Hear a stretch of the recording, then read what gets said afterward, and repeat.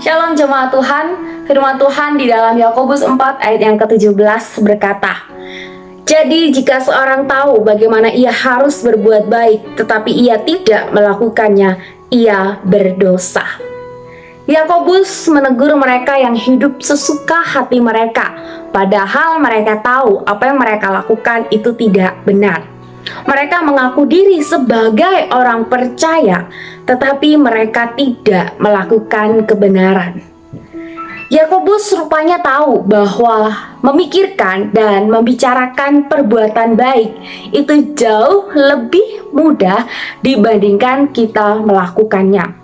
Sebab itu Bapak Ibu Saudara, ia mengingatkan para pembacanya untuk hidup berdasarkan pengetahuan mereka tentang kebenaran.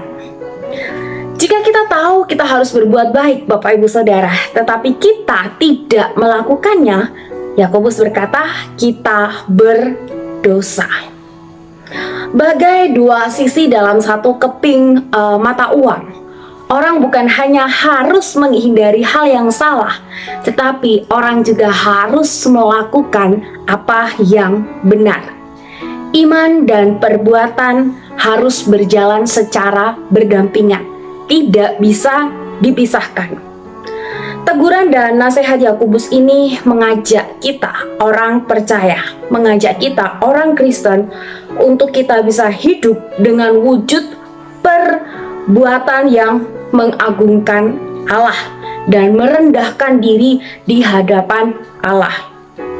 Tidak cukup bila kita tahu apa yang baik, tetapi kita juga harus melakukannya, Bapak Ibu Saudara.